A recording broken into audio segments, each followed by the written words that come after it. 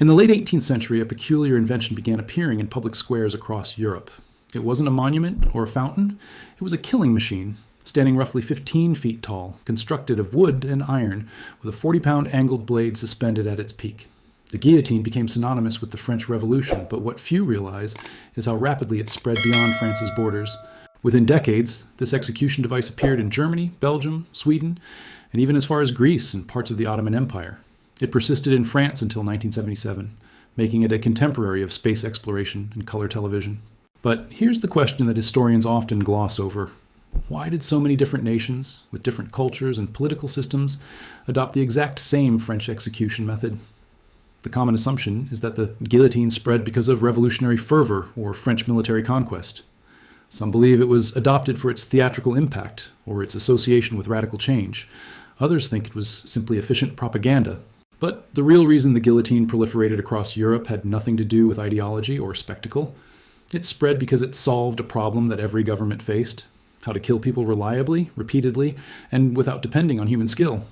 The guillotine wasn't adopted because it was French. It was adopted because it was predictable, standardized, and transformed execution from a craft into an industrial process. This is the story of how Europe's states chose mechanical consistency over human hands. Before the guillotine, European states executed people using methods that varied by region, social class, and crime. Nobility might be beheaded by sword. Commoners could be hanged, broken on the wheel, burned, or drowned. Each method required different personnel, tools, and expertise. The executioner was a skilled tradesman, often hereditary, and his competence varied wildly. A beheading by sword or axe depended entirely on the executioner's strength, precision, and sobriety. Historical records document botched executions where multiple blows were required. In 1587, Mary Queen of Scots required 3 axe strokes. In 1685, the Duke of Monmouth's execution took 5 blows and finishing with a knife. These failures weren't just embarrassing, they undermined state authority. Executions were public ceremonies designed to demonstrate sovereign power and divine justice. When they failed, they revealed the state as fallible, even cruel. Crowds sometimes rioted when executions went wrong. By the mid-18th century, Enlightenment thinkers were critiquing judicial torture and execution methods as barbaric and arbitrary. Cesare Beccaria's treatise on crimes and punishments influenced legal reformers across Europe. There was growing pressure to make punishment more rational, proportionate, and humane. But humane here didn't mean abolition. It meant efficiency. States needed a method that eliminated human error, worked regardless of the executioner's skill, and could be used repeatedly without degradation. The guillotine emerged not from humanitarian impulse, but from administrative necessity. It was the Enlightenment applied to killing, rational, egalitarian, and mechanical. Europe's governments were watching. The guillotine's design was deceptively simple, yet every detail reflected careful engineering. 2 vertical posts, 14 to 15 feet high, held parallel grooves. A weighted blade, angled at 45 degrees, slid down these grooves. The condemned person was strapped to a tilting board, face down, with their neck positioned in a lunette, a circular wooden collar. What made the guillotine distinctive wasn't novelty. Falling blade devices existed before. The Scottish maiden, the Halifax gibbet, and Italian manea preceded it. But the guillotine was the first to be systematically designed, tested, and standardized as a state instrument. The blade angle was crucial. Early prototypes used straight blades, but Dr. Antoine Louis, and later King Louis XV himself, suggested the angle design. Testing on corpses and live sheep demonstrated that the diagonal edge cut more efficiently, requiring less weight and reducing jamming. The height ensured sufficient gravitational force. The lunette prevented movement. The tilting board positioned the body horizontally, keeping the neck stable and the spine aligned. Every component was designed to eliminate variables. But here's what draws attention. The guillotine was identical everywhere it was used. Unlike swords or axes, which varied by region and craftsman, guillotines were built to specifications. Whether in Paris, Munich, or Brussels, the machine was essentially the same. This standardization wasn't accidental. It was the entire point. The guillotine could be replicated by any competent carpenter and blacksmith using published plans. It didn't require a master executioner. It didn't depend on individual skill. This uniformity is what made it exportable and what made governments across Europe take notice. The guillotine spread because it solved the fundamental problem of execution: unreliability. Traditional methods depended on human performance. The guillotine depended on gravity and geometry. Consider the mechanics. A 40-pound blade falls approximately 15 feet. Basic physics calculates the impact force at roughly 12,000 pounds per square inch along the angled edge. This is more than sufficient to sever a human neck, regardless of bone density or muscular build. The blade doesn't need skill. It needs only to fall. The angled blade creates a slicing motion rather than a straight chop. This reduces the force required and minimizes the chance of the blade sticking in vertebrae. It's the same principle as a diagonal knife cut being more effective than a straight chop. The lunette immobilized the neck in optimal position. Human anatomy varies, but the guillotine compensated. The tilting board ensured the neck was always horizontal and extended, exposing the vulnerable junction between skull and spine. Importantly, the guillotine required no maintenance of edge. Swords and axes dulled. Hangman's ropes frayed. The guillotine blade could be sharpened between uses like any tool. Its wooden frame could be replaced modularly. From a state perspective, this meant executions could be scheduled without concern for executioner availability or equipment condition. Multiple executions could be performed consecutively without degradation of effectiveness. During the French Revolutionary Terror, the Paris guillotine executed up to 30 people daily. No traditional method could sustain that rate. This wasn't mercy. It was logistics. The guillotine transformed execution from an uncertain ritual into a reliable process. For governments managing criminal justice, political purges, or military discipline, this reliability was invaluable. Beyond functionality, the guillotine served as political theater. Its adoption by various European states wasn't purely technical. It was also symbolic. When the guillotine was introduced in France in 1792, it represented Enlightenment values, equality before the law and humane punishment. All condemned persons, regardless of rank, died the same way. This was radical. Previously, nobility had claimed the privilege of beheading, while commoners faced harsher deaths. The guillotine's egalitarianism impressed reformist governments elsewhere.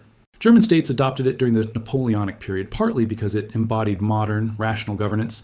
The Kingdom of Bavaria installed guillotines in 1813. The Papal States, despite theological objections to certain Enlightenment ideas, used guillotines in the 19th century because they were more reliable than traditional methods. The machine's presence dominated public squares. Its height made it visible from distance. Its stark geometry conveyed industrial finality.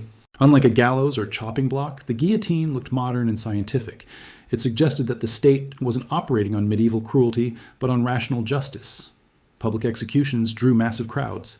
The guillotine's speed created a particular dynamic. Traditional executions could take minutes or longer. The guillotine took seconds. This brevity intensified the moment. The condemned was alive, the blade fell, and they were dead. No struggle, no prolonged suffering, just instant transformation.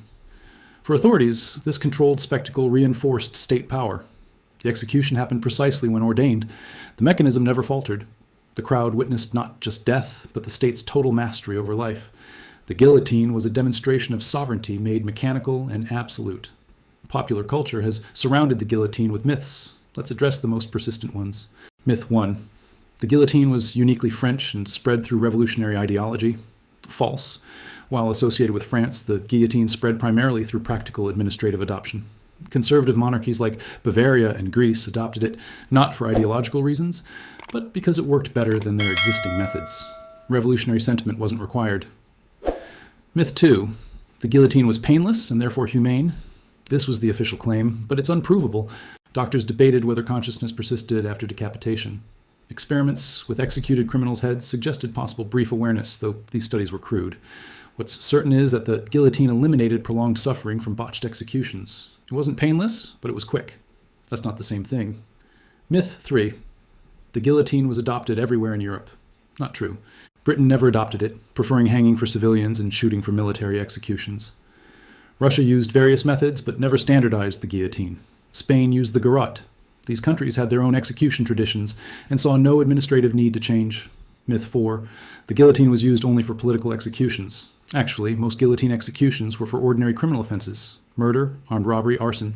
Political executions were a small fraction, though highly publicized. The truth is more mundane than the myths. The guillotine spread not because of revolutionary fervor or sadistic efficiency, but because governments facing the practical problem of unreliable executions found a mechanical solution that worked consistently. Romance and ideology had little to do with it. Despite standardization, guillotines weren't completely uniform across Europe. Regional variations existed, reflecting different administrative priorities and technical adaptations. French guillotines were the reference model. After 1792, specifications were published and updated.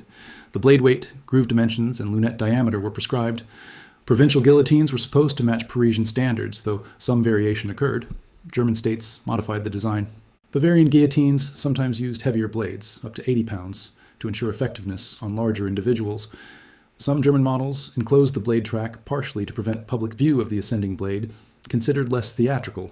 Belgian guillotines incorporated a spring mechanism to accelerate the blade's initial descent, though this proved unnecessary and was abandoned. The Belgian model also used a slightly narrower lunette, which occasionally caused positioning problems. In Greece, guillotines were used briefly in the early 19th century, but were eventually replaced by firing squads. The guillotine proved impractical in rural areas where transporting the heavy apparatus was difficult. Greece's mountainous terrain favored portable execution methods. The Papal States guillotine in Rome was ornately decorated compared to French models, with carved posts and painted components. This reflected Catholic aesthetic preferences even in instruments of death.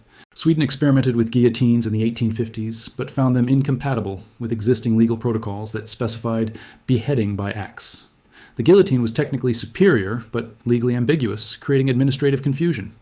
These variations reveal that while the core principle spread, mechanical, gravity-powered beheading, implementation adapted to local contexts.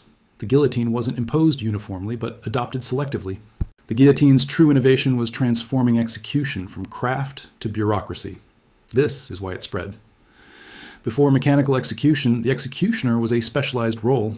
Families held the position across generations. The Sanson family served as Paris executioners for 6 generations. These men had knowledge, technique, and professional secrets. They were essential, but also potentially problematic. What if the executioner was unavailable, drunk, or politically unreliable? The guillotine eliminated this dependency. Any functionary could operate it. The machine itself was the expertise. Training took hours, not years. This was revolutionary from a governance perspective. Records from German states show that guillotine adoption coincided with bureaucratization of criminal justice. Executions moved from public festivals, controlled by local authorities, to scheduled state procedures. The guillotine fit neatly into this shift. It could be operated by prison staff, scheduled precisely and documented systematically. The guillotine also created economies of scale. A single machine could serve an entire region. It could be transported by cart and assembled in different locations. This was far more efficient than maintaining multiple executioners or specialized equipment in each jurisdiction. Financial records from 19th century European states reveal that guillotine maintenance was cheaper than paying executioners' salaries.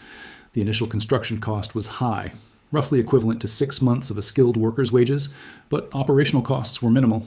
Blade sharpening and occasional timber replacement were the only expenses. This economic efficiency appealed to budget-conscious administrators. The guillotine wasn't just more reliable, it was cheaper over time. For governments, this combination of reliability and economy was irresistible. It wasn't ideology that spread the guillotine, it was cost-benefit analysis. If the guillotine was so efficient, why did it disappear? The answer reveals changing attitudes toward both execution and state power. By the mid-20th century, public executions were increasingly seen as barbaric. The spectacle that once demonstrated state authority now seemed medieval. Countries began moving executions behind prison walls. The guillotine's public visibility, once an advantage, became a liability. New execution methods emerged. The electric chair, gas chamber, and later lethal injection promised to be even more clinical and less visually disturbing. These methods fit better with modern sensibilities about punishment as medical procedure rather than public ritual. The guillotine also became politically radioactive. Its association with the terror, Nazi occupation executions, and colonial violence made it symbolically problematic. France, the last European country using it, faced increasing criticism. The final French guillotine execution occurred in 1977. Hamida Jandobi convicted of murder. France abolished capital punishment entirely in 1981. Interestingly, the guillotine's very efficiency contributed to its demise. It made execution too easy, too routine. States could execute rapidly without reflection. The mechanical nature that made it reliable also made it feel industrial and dehumanizing in ways that troubled later generations. The shift away from capital punishment in Europe accelerated after World War II. The guillotine, as the most efficient execution method, became the symbol of what European societies were rejecting. By the 1980s, no European country used the guillotine, and most had abolished capital punishment entirely. The guillotine's disappearance wasn't because it stopped working. It disappeared because societies decided that efficient killing was itself the problem. So why did the guillotine spread throughout Europe? Not because of revolutionary ideology, not because of French cultural dominance, not because of its dramatic symbolism. The guillotine spread because it solved an administrative problem that governments across Europe shared: how to execute people reliably, repeatedly, and without depending on individual human skill. It transformed execution from an uncertain ritual into a predictable process. It was the industrialization of death. Every detail of its design, the angled blade, the standardized height, the lunette, the tilting board, existed to eliminate variables and ensure consistency. When a state adopted the guillotine, it was choosing mechanical certainty over human fallibility. This reveals something profound about how states think. The guillotine wasn't primarily about cruelty or mercy. It was about control. States wanted execution to be as reliable as tax collection or mail delivery. The guillotine made that possible. The fact that such a machine could spread across diverse political systems, revolutionary France, conservative Bavaria, the Papal States, shows that administrative logic transcends ideology. When governments faced the same technical problem, they reached for the same technical solution. The guillotine's legacy isn't the executions themselves, it's what those executions reveal, that modern states prize predictability, standardization, and efficiency, even in matters of life and death. Perhaps especially in matters of life and death. The blade angle wasn't just engineering, it was philosophy made steel. Thank you for watching this exploration of why the guillotine spread across Europe. The answer, as we've seen, lies not in revolutionary fervor, but in something more unsettling. The rational bureaucratic impulse to make even death predictable and efficient. If you found this historical investigation compelling, please like this video and subscribe for more deep examinations of the overlooked details that reveal how our world was shaped. What other historical objects or practices hide surprising explanations? Share your thoughts in the comments below. Until next time, remember, sometimes the most revealing details are the ones we've been trained not to notice.